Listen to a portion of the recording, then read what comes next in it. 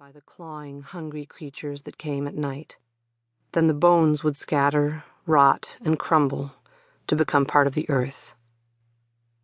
Kira wiped briefly at her eyes, which had filled suddenly with tears. She had loved her mother and would miss her terribly, but it was time for her to go. She wedged her walking stick in the soft ground, leaned on it, and pulled herself up. She looked around uncertainly. She was young still, and had not experienced death before, not in the small two-person family that she and her mother had been. Of course she had seen others go through the rituals. She could see some of them in the vast, foul-smelling field of leaving, huddled beside the ones whose lingering spirits they tended. She knew that a woman named Helena was there, watching the spirit leave her infant, who had been born too soon.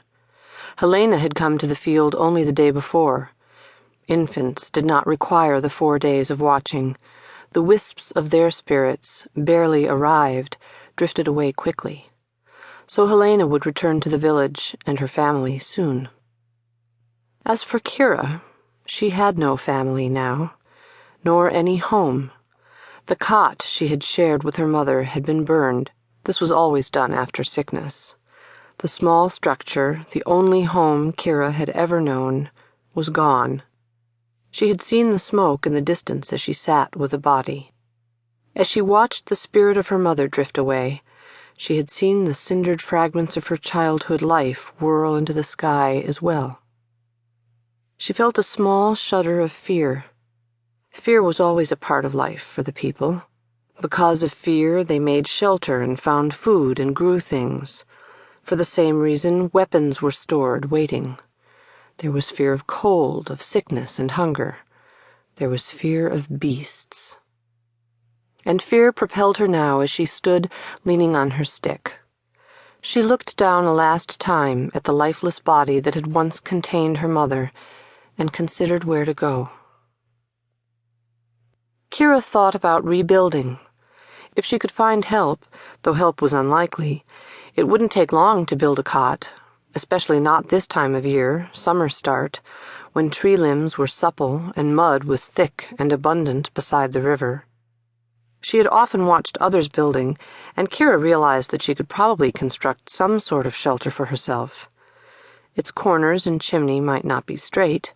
The roof would be difficult because her bad leg made it almost impossible for her to climb. But she would find a way. Somehow she would build a cot. Then she would find a way to make a life. Her mother's brother had been near her in the field for 2 days, not guarding Katrina, his sister, but sitting silently beside the body of his own woman, the short-tempered Solora, and that of their new infant who'd been too young to have a name. They had nodded to each other, Kira and her mother's brother, in acknowledgement. But he had departed, his time in the field of leaving finished. He had tykes to tend. He and Solora had 2 others in addition to the one that had brought about her death. The others were still small, their names yet of 1 syllable, Dan and Mar. Perhaps I could care for them, Kira thought briefly, trying to find her own future within the village. But even as the thought flickered within her, she knew that it would not be permitted. Solora's tykes would be given away, distributed to those who had none. Healthy, strong tykes were valuable. Properly trained, they could contribute to family needs and would be greatly desired. No one would desire Kira. No one ever had, except her mother. Often Katrina had told Kira the story of her birth, the birth of a fatherless girl with a twisted leg, and how her mother had fought to keep her alive. "They came to take you," Katrina said, whispering the story to her in the evening, in their cot, with the fire fed and glowing. "You were 1 day old, not yet named your 1-syllable infant name." "Kyr." "Yes, that's right, Kyr. They brought me food and were going to take you away to the field." Kira shuddered. It was the way, the custom, and it was the merciful thing, to give an unnamed, imperfect infant back to the earth before its spirit had filled it and made it human, but it made her shudder. Katrina stroked her daughter's hair. "They meant no harm," she reminded her. Kira nodded. They didn't know.